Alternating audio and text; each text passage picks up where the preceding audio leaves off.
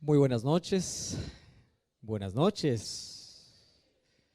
y un feliz sábado para todos. Saluda al que está a tu lado, dile feliz sábado. Mientras tú saludas ahí, yo voy a estar saludando también a todos nuestros internautas. Un feliz sábado para ti. Hay muchas personas que cuando los viernes de noche decimos feliz sábado piensan de que esto es una locura. Más quiero explicarte en segundos por qué nosotros decimos feliz sábado, aunque para la mayoría o para todos hoy es viernes de noche. Algunos piensan que estamos viviendo en otro planeta, estamos fuera de este calendario. No, seguimos este calendario.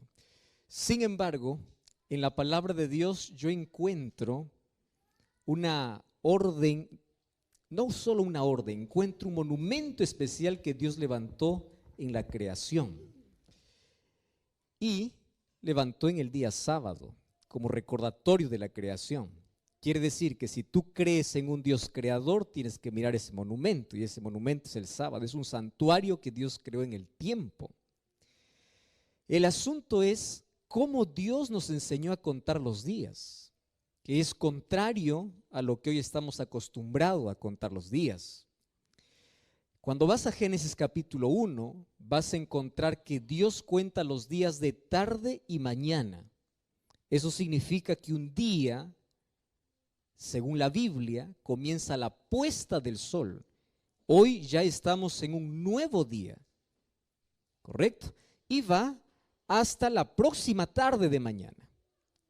Y en la Biblia vas a encontrar de que era la manera como Dios contabiliza los días. Nosotros contabilizamos desde la medianoche, mas Dios contabiliza desde la puesta del sol. Es decir, hoy estamos viviendo un nuevo día, por eso ya no es viernes en sí, ya es sábado.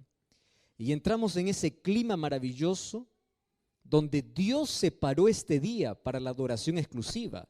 No quiere decir que adoramos a Dios solamente una vez por semana. Nosotros adoramos a Dios las 24 horas, los 7 días de la semana, sino que fue Dios mismo que levantó un día especial para un encuentro contigo. Un día donde tienes que parar, hacer una pausa, vas para la iglesia, te reconfortas, es allí donde restauras tus fuerzas, restauras tu energía para continuar en la vida. Y cada sábado realmente es impresionante. Allí aprendemos a crecer, aprendemos a convivir entre hermanos y nos preparamos para el cielo. Es por eso que hoy estoy aquí saludándote desde Maryland, la iglesia de Laurel, Maranata. Para ti que estás allí en Sudamérica, Centroamérica, Norteamérica, en cualquier parte del mundo, que Dios te bendiga y gracias por acompañarnos. Dios te bendiga y toma allí tu Biblia, ponte cómodo. Todas las cosas que te distraen allí trata de poder sacar, porque hoy Dios tiene un mensaje para tu vida. Y yo quiero agradecerte a ti que estás viendo esta transmisión. Durante todas estas noches hemos quedado impresionados. A veces teníamos hasta 600, 700 personas en vivo. Y cada día el alcance era más de 100,000 personas, como fue mencionado en algún momento. Y gracias por aquellas lindas decisiones. Estoy hablando para alguien que tomó la decisión esta semana de volver para la iglesia, de volver a los brazos de Cristo, para alguien que tomó la decisión de ser bautizado, para alguien que tomó la decisión de estudiar la Biblia. Y ya sabes que si quieres conocer más de la Biblia, yo te ofrezco aquí una página para poder estudiar la Biblia, estudielabiblia.com. Puedes solicitar un curso bíblico, vamos a estudiar la Biblia y te invito como siempre a buscar una iglesia adventista el séptimo día. ¿Está bien? Un grande abrazo para ti. Entonces acompáñame, estoy aquí con una linda iglesia que durante toda la semana estuvo acompañándonos y gracias porque es verdad que no te puedo abrazar, no puedo mencionar tu nombre, pero estamos juntos y unidos y listos para poder abrir la palabra de Dios. Dios te bendiga allí. Muy bien, y los que estamos aquí estamos ya preparados para poder ver un episodio más de ese grande y mayor milagro que registró el libro de Juan o el evangelista Juan allí en su libro. Durante toda la semana vimos detalles impresionantes sobre el mayor milagro que Jesús hizo. Vimos algunos detalles como por qué Dios permite que sus hijos puedan sufrir, por qué a veces parece que Dios llega tarde, Vimos que Dios mira las cosas de manera diferente. Donde nosotros vemos muerte, Él ve la gloria. Donde nosotros vemos muerte, Él ve resurrección. Donde nosotros vemos fracaso, Dios ve victoria. Donde nosotros vemos una vida una vida destruida por el pecado, Dios puede ver una vida construida por el reino de los cielos. Dios mira diferente de lo que los seres humanos miramos. Otra de las cosas que vimos es que para ver la gloria de Dios tenemos que creer. Y creer va más allá de decir yo sé que Dios existe. Creer abarca toda nuestra vida, nuestra actitud, nuestros pensamientos, nuestras acciones y decisiones. Creer es algo extraordinario. Ahora, también nosotros vimos que hay elementos importantes para ver la gloria de Dios. Una de ellas era que hay que quitar la piedra de orgullo, de soberbia, de indiferencia, aquellas piedras que impiden y nos separan de Dios. Tenemos que sacar aquellas piedras. Anoche nosotros también hablamos sobre que hay algo que Dios nunca va a hacer por el ser humano, y es obligarle a salir de su tumba. Hay muchos que se acostumbran a la tumba de este mundo, a la tumba del pecado, y están con la vida descompuesta, están con la vida hecho pedazos, están con la familia destruida, están con la vida en retazos.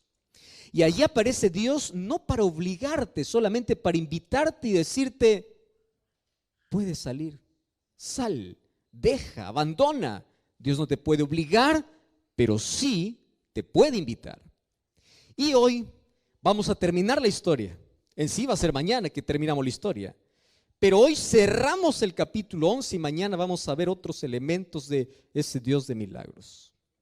Y vamos al capítulo 11 de Juan. Juan capítulo 11, y vamos a leer el versículo 45. Antes yo quiero anunciar que mañana aquí tenemos una linda ceremonia bautismal. Allí en la tarde ustedes están invitados, todos aquí, para poder presenciar el nacimiento de nuevas personas. Y si hay alguien que todavía no decidió y hoy toma la decisión, entonces podemos incluirte también. Estamos orando por ti para que mañana tú puedas también no solamente ser testigo, sino ser partícipe de este nuevo nacimiento. Porque aquel que escucha la voz de Dios y abandona su tumba es aquel que da un paso en dirección a Cristo y nace de nuevo. Y la Biblia dice: aquel que está en Cristo es nueva criatura. Entonces yo te invito a un nuevo recomienzo, a un nuevo nacimiento, una nueva vida, a un nuevo comienzo con Jesús. Juan capítulo 11, versículo 45. Vamos a leer ahí el texto. Me gusta cuando las personas me acompañan allí en la lectura. Sé que ustedes están allí pendientes de todo eso. Vamos a leer una vez más. Juan 11, 45. Dice así la palabra de Dios. 11, 45. Dice: muchos de entre los judíos que habían ido a visitar a María, viendo lo que Jesús hizo, ¿qué cosa sucedió? Creyeron en él. Vamos a leer una vez más el texto. ¿Está bien? Una vez más. Dice así: muchos de los judíos que habían ido a visitar a María, viendo lo que Jesús hizo, ¿qué cosa dice la Biblia? No escuché. ¿Qué cosa dice? Muy bien. La pregunta es: ¿por qué no todos? ¿Y saben qué cosa es triste ver este final de historia? Yo no sé cuántos finales ustedes esperaron que sean lindos y no tiene un final que ustedes esperan. Miren, todo está preparado para que el final pueda ser feliz. ¿Y el final fue feliz o no? Claro, hubo resurrección, acabó con el dolor, acabó con las preguntas, porque toda la gente se preguntaba: ¿por qué Jesús no llegó? ¿Dónde estaba Jesús cuando más lo necesitaba? ¿Por qué llegó tarde? ¿Por qué ahora? Todas esas interrogantes acabaron. Solo que el final de la historia me hubiese gustado que fuese así. Y después que vieron a Jesús hacer el milagro, me hubiese gustado que la Biblia, que allí dijera: todos creyeron en él. Me hubiese gustado, pero no dice así. Voy a hacer una pregunta. ¿Cuántos vieron el milagro? Todos. Repitan eso. ¿Cuántos vieron el milagro? No escuché. ¿Cuántos vieron el milagro? Todos. ¿Cuántos creyeron? ¿Por qué no todos? ¿Qué sucedió con aquella gente que no creyó? Vamos a leer el versículo 53. Versículo 53. Dice así: desde aquel día resolvieron o decidieron matarlo. ¿A quién? A Jesús. ¿Quiénes decidieron matar a Jesús? Los que no creyeron.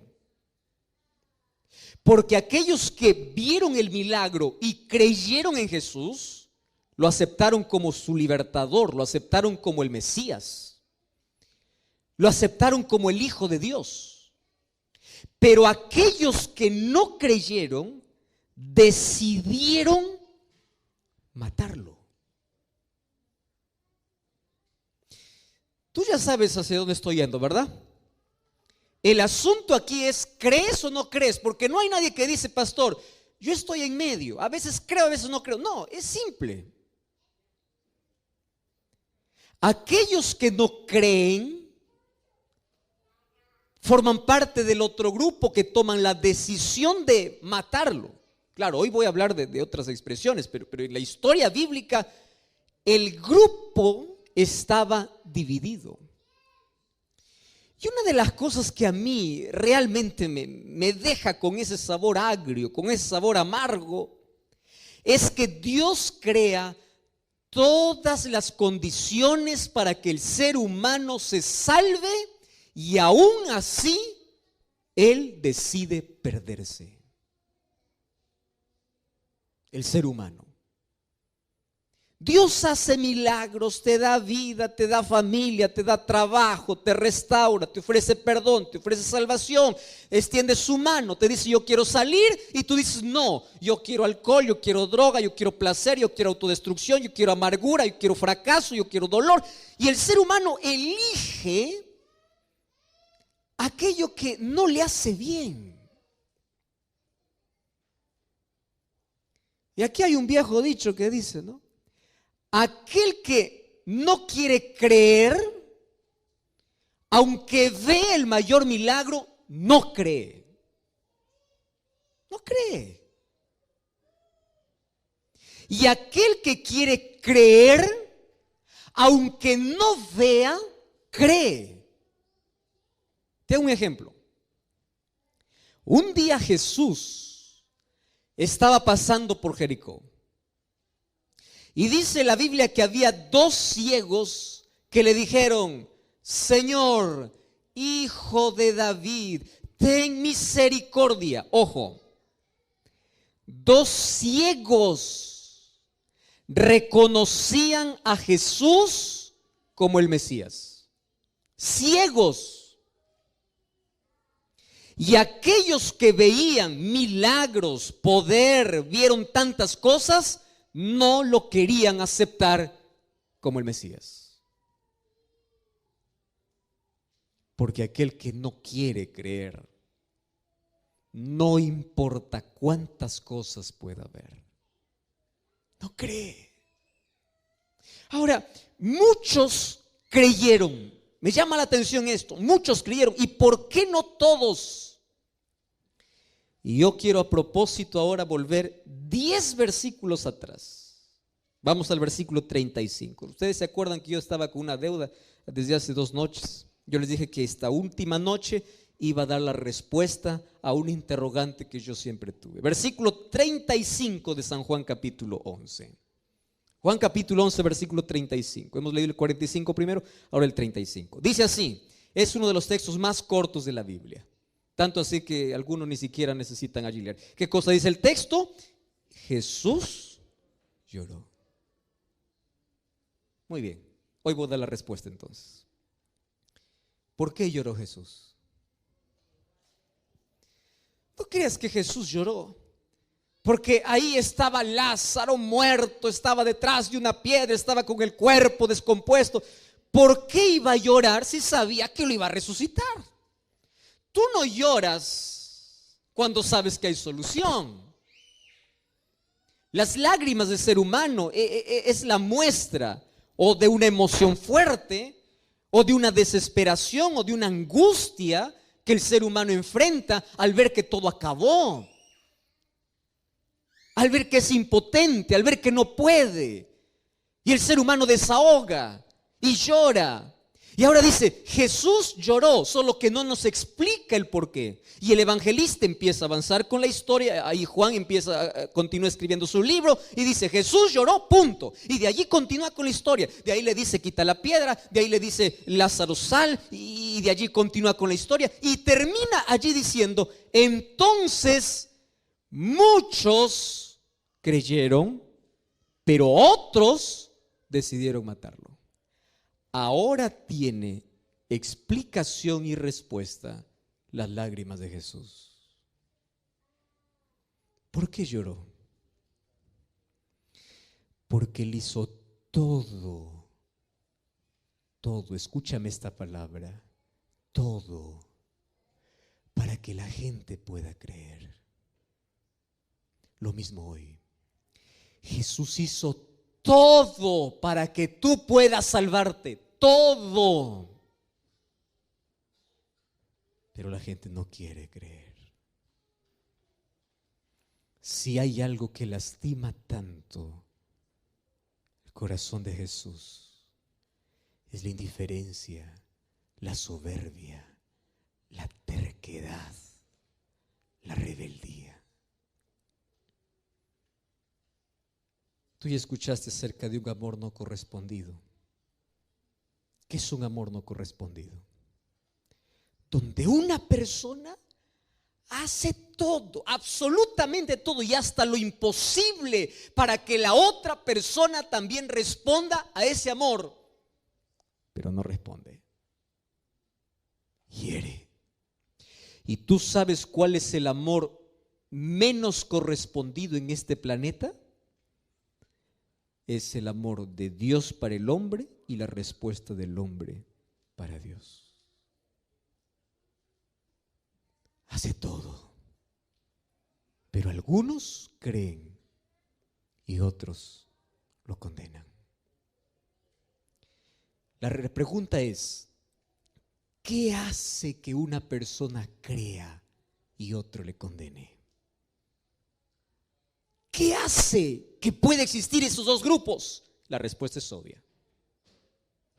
Hoy voy a hablar acerca de cómo algunas personas tienen el corazón endurecido. Y cuando yo hablo de corazón, no estoy hablando de aquel órgano que late y que bombea sangre, no. La Biblia, cuando habla de corazón, está hablando de conocimiento, de inteligencia, del cerebro, está hablando del asiento de nuestras elecciones, de nuestras motivaciones, está hablando de nuestra mente específicamente. Ahora la pregunta es, pastor, ¿el ser humano puede cerrar su mente a la influencia del Espíritu de Dios? Puede. Y cuando la mente se cierra el ser humano y no da lugar, por más que Jesús llame, por más que levante la voz, por más que haga milagros, por más que haga lo que haga, el corazón se endureció. Solo que para tener el corazón duro, no creas que el ser humano nace con un corazón duro. El endurecimiento del corazón es un proceso en la vida, donde el ser humano va perdiendo la sensibilidad. Escúchame con esa palabra. ¿Qué cosa pierde? Sensibilidad. Y hay una linda ilustración para hablar acerca de la sensibilidad, ¿verdad? Tú ya escuchaste aquella historia de aquella persona que siempre está en el escritorio, de aquella persona que nunca fue para la chacra, para el campo, para trabajar. Como un día tiene la mano tan suave, vamos a imaginar que un día va para el campo para ayudar a la familia y el padre le da un machete ¿no? El instrumento para cortar, o le da una pala, una palana para poder trabajar en el campo. Cuando él agarra ese machete o agarra esa pala, va para trabajar. Cuando empieza a trabajar unos 10 minutos, en la mano va a ocurrir algo. Primero va a causar dolor, porque la mano, ¿qué cosa es? Sensible. Y cuando él continúa trabajando, aquí en la mano va a surgir una ampolla. Y si él continúa trabajando, esa ampolla va a reventar. Y cuando la ampolla revienta, nace detrás una piel más dura. ¿Cómo se llama esa piel? Callo. Y cuando la mano tiene callo, tú puedes trabajar todo el día con el machete y la pala y la mano ya no siente más. Porque se acostumbró. Le dolió al comienzo, pero fue un proceso donde a pesar del dolor continuó insistiendo con la pala. Es solamente una ilustración. En la vida del ser humano es así. Cuando yo me reúno, por ejemplo, con unos muchachos de 8, 9, 10, 11, 12 años. Yo ya hice algunas campañas para menores hace algún tiempo. Me encanta hablar también para niños y contar las historias. Cuando tú cuentas una historia a un niño de 8, 9, 10, 11, 12 años, él se concentra en la historia y tú empiezas a dibujar en su mente. Y finalmente le dices que Jesús le ama. Y cuando tú haces un llamado y dices, ¿cuántos quieren aceptar a Jesús? Todos los niños levantan la mano. Y si tú preguntas a los niños, ¿ustedes quieren entregar su vida? Quiero. ¿Ustedes quieren bautizarse? Quiero. Todo quiere. Todo lo que tenga que ver con Dios quiere. Pero anda un grupo de 25, 30, 40, 50 años y empieza a contar la misma palabra, empieza a hablar del mismo poder, empieza a hablarle del mismo Dios y empiezas a trabajar en su razón, en su mente, y el Espíritu Santo está trabajando. Entonces pregunta, ¿cuántos quieren aceptar a Jesús? La mayoría va a levantar la mano. ¿Y cuántos quieren seguir a Jesús? Va a bajar. ¿Y cuántos quieren ser bautizados? Va a bajar. ¿Por qué? ¿Qué hace que en la vida podamos perder la sensibilidad? ¿Qué hace? Hay algunos que pueden decir así, pastor, insensibles pueden ser aquellos que han navegado en las aguas oscuras de la vida. Insensible es un homicida, insensible es un violador, insensible es un ladrón, insensible es una persona que se hundió en el pecado. Te digo una cosa, no, te has equivocado si piensas que los más insensibles están afuera en el mundo perdidos. No. Un día un hombre soberbio, un hombre homicida, que sus manos estaban manchadas de sangre porque perseguía al pueblo de Dios, se encontró con Jesús y le siguió. Cambió su nombre, cambió su historia, cambió su vida. De perseguidor pasó a ser el mayor predicador. El nombre de este era Saulo, que fue para Pablo. ¿Por qué? Porque tu pasado no condiciona para que tengas un corazón duro. Tu pasado no condiciona. Un día 2 ladrones estaban al lado de Jesús, cerca de Jesús. ¿Cuál es la distancia que había entre su cruz y la cruz de Cristo? No era más de 3 metros. Tan cerca de Jesús. Los dos tenían la misma historia, los dos tenían el mismo pasado, los dos habían robado, los dos eran ladrones, los dos estaban condenados, pero uno reconoce a Jesús. Uno. Entonces, no es el pecado que cometes en la vida, o no es la profundidad en la vida al cual hayas caído que hace que tu corazón sea duro. No. Conozco gente que tiene un pasado terrible, personas que ya hicieron cosas innombrables en la vida, que Dios los puede transformar, Dios los puede restaurar, porque cuando ven la presencia de Dios, la majestuosidad, la gloria de Dios, ellos se rinden ante Dios. Entonces, pastor, ¿quiénes son los duros? Ahora sí te voy a hablar algo un poquito fuerte.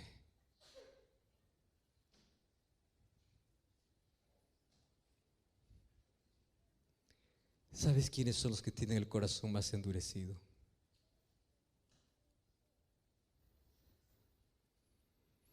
Aquellos que parecen más buenos en esta vida. Incluso aquellos que van a la iglesia. ¿Tú sabes quiénes eran los judíos? Conocían de Dios, practicaban ritos, se apegaban a la ley, pensando que la ley los podría salvar. Y claro, nosotros sabemos cuál es el plan que tiene la ley. La ley nos salva, pero cumple una función en la experiencia humana. El resultado de nuestro amor a Dios es guardar su ley. Nosotros no guardamos la ley de Dios para salvarnos, sino guardamos la ley de Dios porque somos salvos por Él, porque el resultado de la gracia transformadora de Dios en tu vida es la obediencia natural. Pero los judíos fueron al otro extremo, se aferraron a la ley y despreciaron a Cristo. Y ellos tenían el corazón endurecido a tal punto que desde ese día que vieron el milagro de Jesús, decidieron matarlo. Mira, tener el corazón duro no es una cuestión de una persona que tiene un carácter fuerte, una persona que hizo cosas malas en la vida. No, el corazón duro es un proceso. Y aquí voy con la primera característica de aquel que tiene el corazón duro. Escúchame con atención. Corazón duro es aquel que está familiarizado con la voz de Dios, pero no obedece la voz de Dios. Voy a repetir esto. ¿Está bien? ¿Quién es aquel que tiene el corazón duro? En primer lugar, es aquel que está familiarizado con la voz de Dios, pero no obedece la voz de Dios. Y yo aquí estoy hablando para alguien que conoce tanto de Dios, creció en un hogar cristiano, su familia es cristiana, conoce de la Biblia, para una persona que tiene todos los principios en la mente, para una persona que tiene conciencia de Dios, para una persona que conoce tanto para salvarse, pero no se rinde. Y sabes que esa persona puede llegar a endurecer su corazón. ¿Sabes por qué? Porque pierde la sensibilidad. La primera vez que escucha dice: pastor, me encanta, quiero entregar mi vida a Dios, pero todavía no, la próxima vez, ahora no, después, y va jugando con la voz de Dios, hasta que un día escucha lo mismo, el Espíritu Santo sigue trabajando, pero ya no siente más. ¿Quieres para hacerte un ejemplo? Vamos a la Biblia. Éxodo. Queridos, vamos a Éxodo capítulo 10. ¿Sabes que el libro de Éxodo habla sobre la historia de un hombre que endureció su corazón? Y ahora te voy a explicar por qué a veces la Biblia o aquí en el libro de Éxodo dice que Dios endureció el corazón. ¿Fue Dios que endureció o fue Él que se endureció? Vamos a Éxodo capítulo 10. Mira, ven. Cuenta la historia de uno de los gobernantes de aquel imperio que oprimió al pueblo de Israel o al pueblo de Dios, fue Faraón. Tú conoces toda la historia, su rebeldía y todo, pero me llama la atención 3 versículos. Éxodo 10, versículo 3. Mira lo que dice la Biblia. Éxodo 10, 3. Presentándose Moisés y Aarón delante de Faraón, le dijeron, escúchame lo que dice la Biblia: así dice el Señor. ¿Qué cosa le dice el Señor? ¿Hasta cuándo? ¿Comprendes esta pregunta? ¿Hasta cuándo vas a rechazar de humillarte delante de Dios? Deja ir a mi pueblo para que me sirva. Pregunto, ¿Faraón escuchaba la voz de Dios? Escuchaba. Moisés y Aarón iban en el nombre de Dios. Y aquí Dios mismo le dice a Faraón: Faraón, dime, ¿hasta cuándo? Ya, vamos ahí, vamos un poquito más adelante. Versículo 16. Miren lo que dice. Entonces se apresuró Faraón en llamar a Moisés y a Aarón y les dijo: pequé contra el Señor vuestro Dios y contra vosotros. ¿Qué les parece este texto? Es lindo como para decir un amén, ¿verdad? Finalmente uno dice amén, finalmente el faraón se arrepintió. Él está reconociendo que ha pecado contra Dios. Y viene el versículo 17. Ahora pues yo les pido que me perdonen por mi pecado esta vez, y que ustedes oren al Señor vuestro Dios y quite de mí esta plaga. ¿No les parece un reconocimiento interesante? Sí, ¿verdad? Y puedo decir, wow, amén, aleluya, el faraón se arrepintió. Lee un poquito más abajo. Versículo 20. Y el Señor endureció el corazón de Faraón y no dejó ir a los hijos de Israel. Pastor, pero aquí dice que Dios lo hizo. Préstame atención acá. Esta es una de las discusiones para muchas personas. Dice, Dios lo endureció. No, espera un momento acá. El amor de Dios, la misericordia de Dios, la gracia de Dios, los milagros de Dios funcionan así. Voy a tomar la misma historia que hemos leído de Lázaro. ¿Quién hizo que algunos creyesen y otros no creyesen después de haber visto el milagro? ¿Eso fue decisión divina o decisión humana? Humana. Porque Dios te dio libertad. Ahora, ¿por qué dice aquí Dios endureció el corazón? Vamos allí por partes. El amor de Dios es como el fuego o es como el sol. Voy a tomar las dos ilustraciones. Cuando tú colocas fuego y colocas una olla de agua hirviendo y tú colocas allí una papa, escúchame aquí con atención, colocas una papa a una olla de agua hirviendo, dentro de 5 a 10 minutos, ¿cómo está la papa? Blanda. ¿Cómo entró? Duro.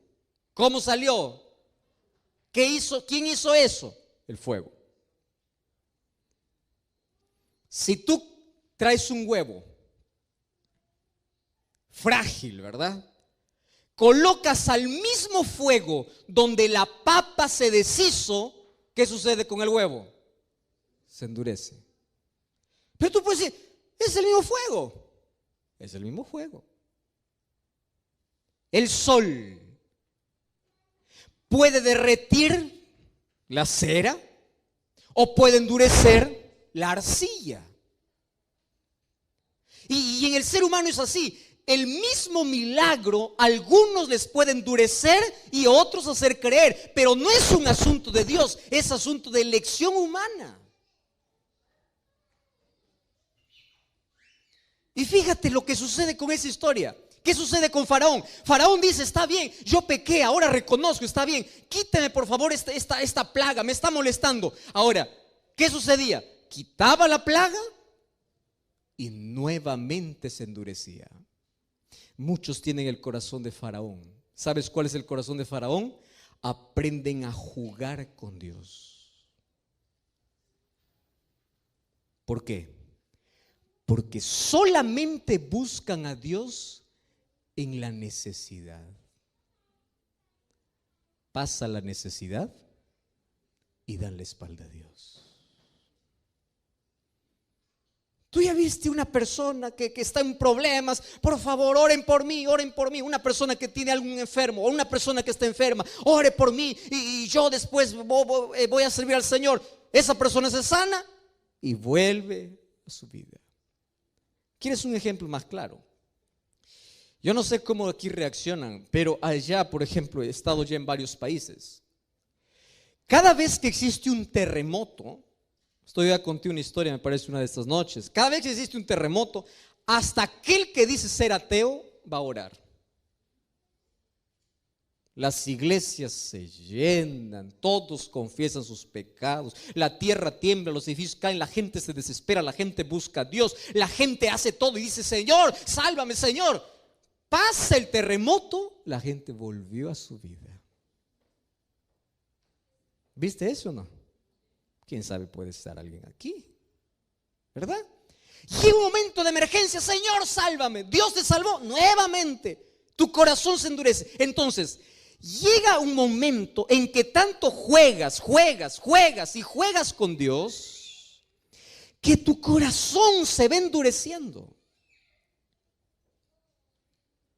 Dios no mandó 10 plagas para Faraón. Dios mandó 10 oportunidades para que Faraón se pueda rendir, pero no se rindió. Porque el peor error que puedes cometer en la vida es familiarizarte tanto con la voz de Dios, pero no obedecerlo. ¿Y sabes qué cosa dice el libro de Job, capítulo 9, versículo 4? Dice así: Él es poderoso de corazón y Él es sabio. ¿Quién se endureció contra Dios y le fue bien? ¿Quién? Entonces, ayúdeme a recordar, ¿cuál es la primera razón por la cual el corazón humano se endurece? Cuando escucha la voz de Dios, pero no obedece. Repitan conmigo. ¿Cuándo el ser humano su corazón endurece? Cuando escuchan la voz de Dios, pero no obedece. Y cada vez te distancias más. Y Dios te sigue llamando, pero tu corazón está más cerrado. Vamos a una segunda. La Biblia habla de un hombre que se perdió estando tan cerca de Jesús. Incluso formó parte de los discípulos de Jesús. El nombre de este apóstol o de este discípulo fue Judas. Hablar de Judas es hablar de un hombre tan extraordinario. Ustedes saben que de los 12 discípulos que Jesús tenía, el hombre más brillante, más educado, el hombre más, podríamos llamar con mejor coeficiente intelectual, el de mejor reputación, tanto así que los discípulos depositaron su confianza para hacerlo tesorero. Los ojos de todos los discípulos cuando hablaban de una persona brillante entre el grupo era Judas. Si alguien decía: los discípulos de Jesús son una tira de ignorantes, alguien decía: cállate, porque ahí está Judas. Judas, educado, inteligente, brillante, una persona que tenía tanto futuro, que si se hubiese colocado en las manos de Dios, él hubiese sido un apóstol grande, un apóstol de influencia, hubiese llevado quizá allí junto a Pablo el evangelio para todo el mundo de su época. Sin embargo, él caminó con Jesús, vio milagros, vio allí los panes multiplicarse, vio a la hija de Jairo resucitar, vio el milagro de Jesús frente a la tumba de Lázaro, vio a los ciegos abrir los ojos, vio a los cojos caminar, vio tantas cosas que Jesús hacía, y terminó perdido. ¿Por qué? Vio tanto. Es como decir a alguien que viene aquí años para la iglesia, cantadora, es líder, predica, hace todo, y termina perdido. ¿Cómo se perdió? No, pastor, es que Judas tenía un problema de carácter, tenía un problema de ambición. ¿Tú crees que Juan no era ambicioso? ¿Tú crees que Pedro no era ambicioso? ¿Tú te acuerdas que un día la madre de 2 discípulos de Jesús se acercaron para Jesús a decirle: cuando tú empieces a gobernar, quiero que a mis hijos los coloques, uno a tu derecha y otro a tu izquierda? Demostraba la intención que había en el corazón. Ahora, tú ves la vida de Pedro, un hombre del cual ya se habló mucho, ¿verdad? Cuando fue para la presencia de Jesús era el que más interrumpía, el que más hablaba.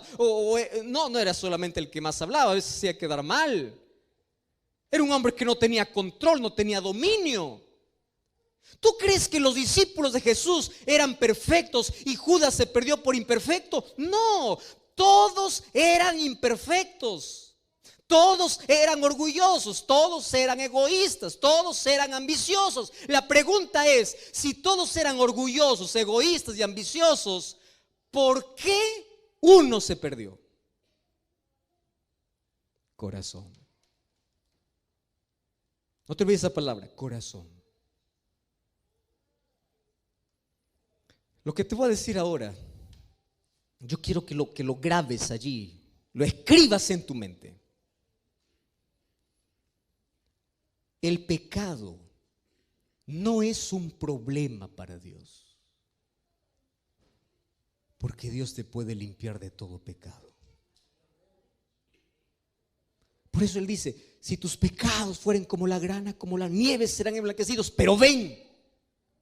Es decir, la mancha de egoísmo, de orgullo, de pecado en la experiencia humana no es un problema para Dios, porque por eso Jesús vino, para morir por nuestro pecado. El problema no es ser pecador. ¿Sabes cuál es el problema?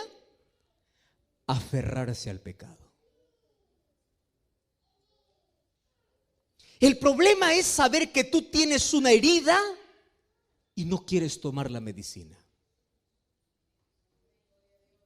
Todos eran ambiciosos, todos eran orgullosos, todos eran pecadores, pero todos se rindieron a Dios y Jesús fue transformando el carácter de uno a uno. Y mira ese pescador Pedro en el grande predicador, mira ese Juan hijo del trueno en el discípulo del amor, mira ese Tomás incrédulo ahora proclamando quién es Jesús, mira a todos esos discípulos transformados. ¿Qué pasó con Judas? Judas se aferró donde no debía aferrarse. Es decir, nunca se rindió.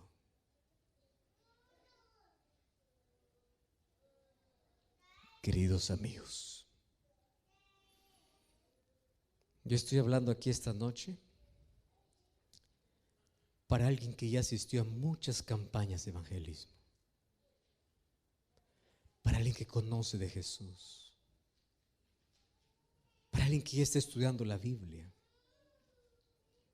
para alguien que sabe que es la mejor decisión que debe tomar en la vida. Estoy hablando para ti, que decidiste dejar el seno del Padre por andar allí en la inmundicia del mundo y hoy descubres que no eres feliz allá, pero te da miedo regresar, porque te da miedo que los hermanos de la iglesia te miren indiferente, te da miedo que Jesús no perdone tus pecados. Déjame decirte una cosa. Vuelve, ven a Cristo. El problema para Dios no es tu pasado, porque Él puede arrancar las páginas más oscuras de tu vida. El problema no es que tu vida esté destruida por el pecado, porque Dios lo puede construir para su reino. El problema es que tú no quieras, es que tú no sueltes aquello que tienes que soltar. Es que tú no decidas hoy volver. Es que escuches tanto la voz de Dios, te acostumbres a escuchar y a escuchar tantos llamados, pero no estás dispuesto a ir y a rendirte delante de Dios. Ese es el problema. ¿Cómo se endurece el corazón? La segunda razón es cuando tú te aferras donde no tienes que aferrarte. No te aferres al pecado, aférrate a Cristo. Él puede transformar tu historia. Él puede cambiar tu vida. Por eso la invitación de Jesús es así: si oyeres hoy su voz, no endurezcáis vuestros corazones. ¿Tú sabes por qué en la Biblia no existe mañana? Porque el mañana es un misterio. porque no sabes si lo volverás, si lo vivirás. Apocalipsis 3:20 dice así: he aquí estoy. No dice estaré. ¿Qué cosa dice? Estoy. Porque la salvación en la Biblia es un llamado urgente y presente. Esta noche tengo una pregunta para ti. Y la pregunta es: después de haber visto tantos milagros en la vida, ¿cuál es tu actitud? ¿Creer o condenar? Esa respuesta lo tienes tú. Si hay una de las cosas que más me entristece, es imaginar el rostro de Cristo bañado en lágrimas, donde Él hace todo, absolutamente todo para salvarte, pero tú eliges perderte. Si tú eres padre, vas a comprender por lo menos un poquito qué significa llorarle a un hijo para que cambie y él no cambia.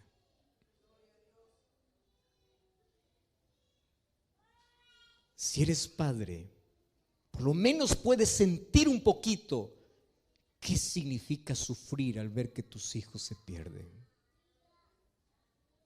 Pero es el mismo dolor que Dios siente por ti. Qué miserables somos los seres humanos. Despreciamos la salvación por correr tras la destrucción. Elegimos no creer y terminamos condenando a Cristo. Por eso Juan 11:35 dice: Jesús lloró.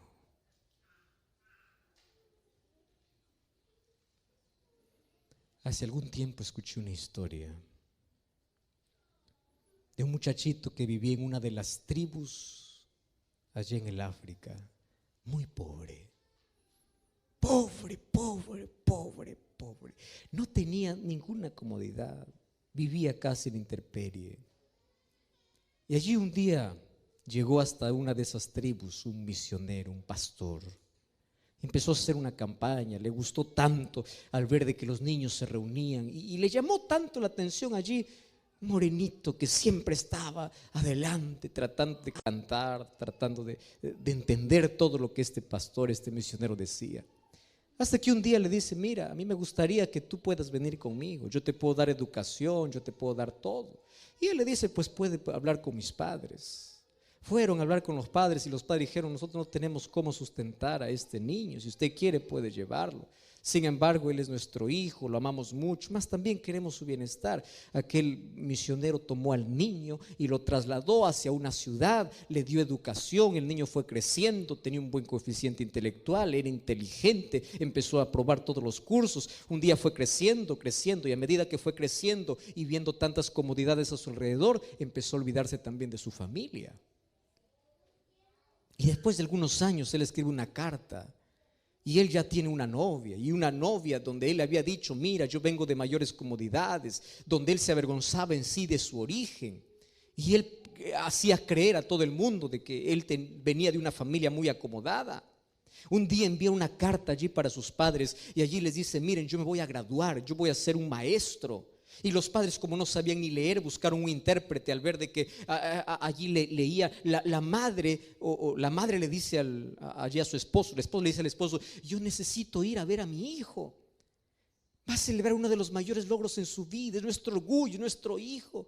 Y el esposo le dice: pero no tenemos dinero y tienes que viajar. Dice: no importa, yo voy a hacer un sacrificio. Ustedes saben el amor de madre.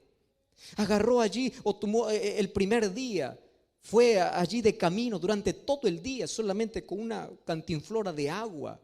Y allí tuvo que atravesar aquel desierto, y débil llegó hasta otro lugar donde alguien le ofreció un servicio de caminar por aquel desierto en un camello, en un animal, un animal para que pueda llevarlo hasta la ciudad. Y fueron 2 días casi de agonía bajo ese sol caliente, bajo aquella arena que hierve. Y a la distancia pudo divisar la ciudad.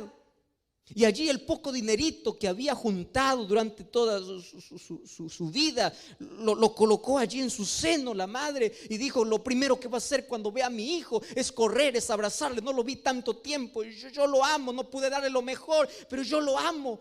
Y le voy a decir que siempre lo extrañé, siempre lo amé. Y cuando llegó allí, ella averiguó dónde estaba la universidad. Entonces tú puedes imaginar a la madre cómo estaba, ¿verdad?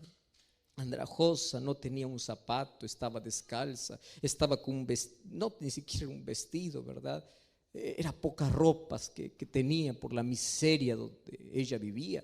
Y de pronto cuando llegó a la universidad, allí este muchacho vio que en la distancia se aproximaba alguien que parecía ser de su tribu. Y aquel día era el día de graduación. Y aquel día fue donde todos tenían que celebrar. Y él era uno de los alumnos más brillantes. Y él se fue, se escondió y dijo, yo hoy día no voy a salir. Hasta que el rector se dio cuenta de todo eso. Y en aquel día donde estaban entregando las diplomas para todos, en aquel día le dicen a este muchacho, nosotros tenemos una sorpresa para ti. Y todos